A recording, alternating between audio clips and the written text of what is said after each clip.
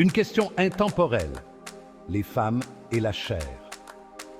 La question du rôle des femmes dans le leadership de l'Église, et en particulier de leur capacité à prêcher, fait l'objet de débats au sein du christianisme depuis des siècles. Ce débat est souvent chargé d'émotions, avec des opinions bien arrêtées de part et d'autre. Au cœur de cette discussion se trouve l'interprétation de textes bibliques spécifiques, souvent perçus à travers différents prismes de la tradition, de la culture et de la compréhension personnelle. Cet essai se penchera sur cette question complexe, en examinant les passages bibliques clés, leur contexte historique et les différentes interprétations théologiques, afin d'offrir une perspective équilibrée sur la question de savoir si les femmes peuvent prêcher. Le débat sur les femmes dans le ministère n'est pas un simple exercice intellectuel. Il a des implications concrètes pour la vie d'innombrables femmes et pour l'Église dans son ensemble. Comprendre les différents arguments et points de vue qui entourent cette question est crucial pour favoriser un dialogue respectueux et rechercher l'unité au sein du corps du Christ. Alors que nous nous engageons dans cette exploration, abordons le sujet avec un esprit et un cœur ouverts, en quête de vérité et de compréhension. L'apôtre Paul et le silence des femmes. Examen de 1 Timothée 2, 11, 12. L'un des passages les plus fréquemment cités dans ce débat se trouve dans 1 Timothée 2, 11, 12, où l'apôtre Paul écrit « Que la femme écoute l'instruction en silence avec une entière soumission. Je ne permets pas à la femme d'enseigner, ni de prendre de l'autorité sur l'homme, mais elle doit demeurer dans le silence. » Ces versets semblent présenter une interdiction claire faite aux femmes d'enseigner ou d'occuper des postes d'autorité sur les hommes dans le contexte de l'Église. Les partisans de la restriction du rôle des femmes dans le ministère s'appuyaient souvent sur ces versets comme preuve irréfutable contre la prédication des femmes. Cependant, un examen plus approfondi de ce passage révèle plusieurs difficultés d'interprétation. Premièrement, le contexte de la lettre de Paul à Timothée suggère qu'il s'adressait à des problèmes spécifiques au sein de l'Église d'Éphèse, qui peuvent ne pas être universellement applicables à toutes les églises, à toutes les époques. Deuxièmement, le mot grec traduit par « autorité », autantin, au verset 12, est rarement utilisé ailleurs dans le Nouveau Testament, et sa signification précise fait l'objet de débats entre spécialistes. Certains affirment qu'il se réfère à un exercice dominateur ou abusif de l'autorité, plutôt qu'à une interdiction générale faite aux femmes de diriger ou d'enseigner. L'ordre dans l'Église de Corinthe. Analyse de 1 Corinthiens 14, 34, 35. Un autre passage fréquemment cité dans ce débat est 1 Corinthiens 14, 34, 35, où Paul déclare « Que les femmes se taisent dans les assemblées, car il ne leur est pas permis d'y parler, mais qu'elles soient soumises, comme le dit aussi la loi. Si elles veulent s'instruire sur quelque chose, qu'elles interrogent leur mari à la maison, car il est malséant à une femme de parler dans l'assemblée. » Ces versets semblent renforcer l'idée que les femmes doivent rester silencieuses et soumises au sein de l'Église. Cependant, ce passage présente également des difficultés d'interprétation. Le contexte de 1 Corinthiens suggère que Paul s'adressait à des problèmes spécifiques de désordre et de chaos au sein de l'Église de Corinthe, notamment en ce qui concerne l'usage des dons spirituels. Il est possible que les instructions de Paul concernant le silence des femmes visaient à remédier à une situation particulière à Corinthe, plutôt qu'à établir une règle universelle. De plus, ces versets semblent contredire l'affirmation antérieure de Paul, selon laquelle les femmes prient et prophétisent dans l'Église en 1 Corinthiens 11, 5. La ville d'Éphèse, au 1er siècle, était un centre animé de commerce et de culture. C'était une province romaine située en Asie mineure, aujourd'hui la Turquie. Éphèse possédait une architecture impressionnante, notamment le célèbre temple d'Artémis, l'une des 7 merveilles du monde antique. Ce temple n'était pas seulement un lieu religieux, c'était un symbole de la puissance économique et politique d'Éphèse. Le culte d'Artémis, la déesse grecque de la fertilité et de la chasse, était profondément ancré dans la société éphésienne. Cette toile de fond est essentielle pour comprendre le contexte de la lettre de Paul à Timothée. Timothée était chargé de diriger la jeune communauté chrétienne d'Éphèse. Cette communauté était composée de convertis juifs et païens. Beaucoup de ces convertis étaient des femmes qui avaient auparavant été profondément impliquées dans le culte d'Artémis. La transition vers le christianisme a été importante pour ces femmes. Elles abandonnaient des pratiques religieuses et des structures sociales familières. L'Église primitive d'Éphèse était un mélange vibrant de cultures et de croyances. Cependant, elle était également confrontée à de nombreux défis. La forte influence du culte d'Artémis et les normes sociales dominantes concernant les femmes créaient un environnement complexe que la nouvelle communauté chrétienne devait affronter.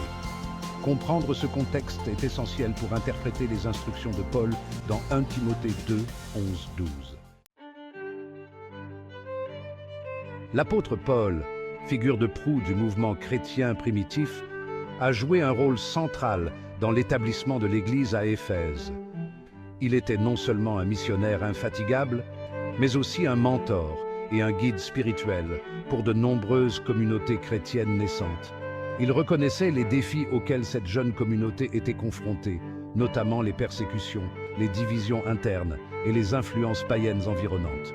Paul savait que pour que l'Église d'Éphèse prospère, elle devait être solidement ancrée dans la foi et la doctrine chrétienne. Dans ses lettres, Paul a relevé ces défis avec sensibilité et fermeté. Il a utilisé ses écrits pour encourager, corriger et instruire les croyants, leur fournissant des conseils pratiques et spirituels pour naviguer dans un monde souvent hostile à leur foi. Sa principale préoccupation était de veiller à ce que le message évangélique soit présenté clairement et fidèlement. Paul insistait sur l'importance de la pureté doctrinale et de la cohésion communautaire, deux éléments essentiels pour la survie et la croissance de l'Église. La lettre de Paul à Timothée, connue sous le nom de Première épître à Timothée, fournit des conseils sur divers aspects de la vie et du leadership de l'Église. Elle aborde des sujets tels que la prière, la conduite des dirigeants et la manière de traiter les membres de la communauté. Elle reflète le profond souci de Paul pour l'Église d'Éphèse et son désir de la voir s'épanouir. Paul voulait s'assurer que l'Église soit bien dirigée et que ses membres soient soutenus dans leur foi. Dans cette lettre, Paul aborde le rôle des femmes dans l'Église, un sujet qui a fait l'objet de nombreux débats et interprétations tout au long de l'histoire chrétienne. Il est important de noter que les rôles des femmes dans l'Église étaient souvent influencés par les normes culturelles de l'époque. Les instructions de Paul dans 1 Timothée 2, 11, 12 en particulier ont suscité de nombreuses discussions. Ces versets ont été interprétés de diverses manières au fil des siècles, reflétant les changements dans la compréhension et l'application des rôles de genre dans l'Église. Ces versets disent que la femme écoute l'instruction en silence, avec une entière soumission. Paul utilisait un langage fort pour souligner l'importance de l'ordre et de la discipline dans les rassemblements de l'Église. Je ne permets pas à la femme d'enseigner ni de prendre de l'autorité sur l'homme, mais elle doit demeurer dans le silence. Ces mots ont été interprétés de différentes manières. Certains les voyant comme des directives spécifiques à l'époque, d'autres comme des principes universels. Ces paroles doivent être comprises dans le contexte historique et culturel spécifique d'Éphèse. La ville était un centre de culte païen et de commerce, ce qui posait des défis uniques pour les premiers chrétiens. Il est crucial de se rappeler que Paul écrivait pour répondre à des situations et à des défis spécifiques auxquels l'Église d'Éphèse était confrontée. Ces conseils visaient à aider les croyants à naviguer dans un environnement complexe et souvent hostile. Ces instructions n'étaient pas destinées à être universellement applicables à toutes les époques et à toutes les cultures. Paul adaptait ses conseils aux besoins spécifiques de chaque communauté, tout en restant fidèle aux principes fondamentaux de la foi chrétienne. Elles étaient donc plutôt conçues pour guider les chrétiens d'Éphèse à vivre leur foi d'une manière à la fois authentique et efficace dans leur contexte particulier. En comprenant le contexte de ces écrits, nous pouvons mieux apprécier la sagesse et la pertinence des conseils de Paul pour les premiers chrétiens. Les paroles de Paul dans 1 Timothée 2, 11, 12 ont souvent été mal interprétées comme une interdiction générale faite aux femmes d'occuper des rôles de direction au sein de l'Église. Cette interprétation a conduit à des débats et des divisions au sein de nombreuses communautés chrétiennes à travers les siècles. Cependant, un examen plus approfondi du texte, tenant compte du contexte historique et culturel, révèle une compréhension plus nuancée. Il est essentiel de replacer ces versets dans leur contexte pour saisir pleinement leur signification et leur portée. La principale préoccupation de Paul était de répondre à des problèmes spécifiques découlant de l'influence du culte d'Artémis et des normes culturelles dominantes à Éphèse. Éphèse était une ville où le culte d'Artémis, une déesse puissante et vénérée, avait une influence considérable sur la vie religieuse et sociale. Le culte d'Artémis promouvait une forme de domination féminine qui contrastait fortement avec le message chrétien d'égalité en Christ. Les pratiques religieuses et les croyances associées à ce culte pouvaient facilement se heurter aux enseignements chrétiens, créant des tensions au sein de la communauté. Certaines femmes, nouvellement converties de ce culte, ont pu transposer ces conceptions hiérarchiques dans l'Église. Ces femmes, habituées à des rôles de pouvoir dans le culte d'Artémis, pouvaient avoir du mal à s'adapter aux nouvelles dynamiques de la communauté chrétienne. Cela créait la confusion et menaçait l'unité de la communauté chrétienne primitive.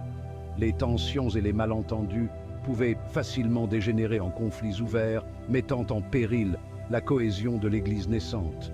De plus, l'utilisation du mot « enseigné » par Paul dans ce passage fait probablement référence à un type d'enseignement spécifique qui était répandu à Éphèse à l'époque. Cet enseignement pouvait inclure des éléments de philosophie et de rhétorique qui n'étaient pas toujours compatibles avec les doctrines chrétiennes. Les philosophes et les enseignants itinérants, souvent animés d'intentions douteuses, étaient monnaie courante dans le monde romain. Ces individus pouvaient propager des idées erronées et semer la confusion parmi les croyants. L'instruction de Paul visait probablement à prévenir les perturbations et les faux enseignements au sein de l'Église. En établissant des directives claires, Paul cherchait à protéger la communauté des influences extérieures et à maintenir la pureté de la doctrine chrétienne. Par conséquent, les paroles de Paul dans 1 Timothée 2, 11, 12 doivent être comprises comme une mesure temporaire, une exhortation pastorale visant à répondre à des défis spécifiques auxquels l'Église d'Éphèse était confrontée. Ces directives étaient adaptées à un contexte particulier et ne devaient pas être généralisées à toutes les époques et à toutes les communautés. Elles n'étaient pas destinées à être une interdiction universelle faite aux femmes d'occuper des rôles de direction.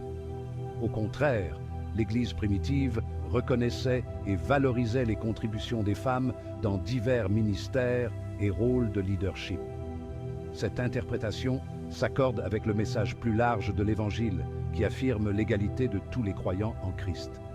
En fin de compte, l'objectif de Paul était de promouvoir l'unité et l'harmonie au sein de la communauté chrétienne, tout en respectant les dons et les appels de chaque individu, indépendamment de leur sexe. Le Nouveau Testament fournit de nombreuses preuves que les femmes jouaient un rôle important dans l'Église primitive. Elles étaient présentes dans divers aspects de la vie de l'Église, contribuant de manière significative à son développement et à sa croissance. Ces femmes n'étaient pas reléguées au second plan, mais participaient activement au ministère et à la direction. Elles prenaient la parole, enseignaient et guidaient les fidèles, démontrant ainsi leur engagement et leur dévouement. Leur contribution était appréciée et célébrée par la communauté chrétienne primitive. Les femmes étaient honorées pour leur sagesse, leur foi et leur capacité à inspirer les autres. Un exemple de cela est Priscille, qui, avec son mari Achillas, a joué un rôle crucial en instruisant Apollos, un orateur talentueux, plus exactement dans la voie de Dieu. Leur maison servait également de lieu de culte, ce qui montre leur dévouement à la cause chrétienne. Cet incident, relaté dans Actes 18, 24-26, montre que Priscille était une enseignante compétente et respectée au sein de l'Église primitive. Elle n'était pas seulement une assistante, mais une leader à part entière. Un autre exemple est celui de Phébé, que Paul recommande dans Romains 16, 1-2 comme notre sœur qui est diaconesse de l'église de Sancheré. Phébé était non seulement une diaconesse, mais aussi une bienfaitrice, aidant de nombreuses personnes dans la communauté. Le terme diaconesse suggère que Phébé occupait une position de direction et de service au sein de l'église de Sancheré. Elle était reconnue pour sa sagesse et son dévouement, jouant un rôle clé dans la communauté. Les paroles de Paul soulignent le rôle essentiel que des femmes comme Phébé ont joué dans la croissance et le développement du mouvement chrétien primitif. Paul reconnaissait et appréciait leurs contributions, les mentionnant souvent dans ses lettres. Ces exemples, ainsi que d'autres que l'on trouve dans le Nouveau Testament, montrent que les femmes n'étaient pas exclues de la direction ou du ministère dans l'Église primitive. Elles étaient des figures centrales, influençant et façonnant la communauté chrétienne. Elles ont servi comme apôtres, prophétesses, enseignantes et bienfaitrices, contribuant de manière significative à la diffusion de l'Évangile et à l'édification de la communauté chrétienne. Leur impact était profond et durable. Leurs histoires remettent en question les interprétations étroites des instructions de Paul dans 1 Timothée 2, 11-12, et affirment le rôle important des femmes dans l'Église à travers l'histoire. Elles montrent que les femmes ont toujours été des piliers de la foi chrétienne, malgré les défis et les obstacles.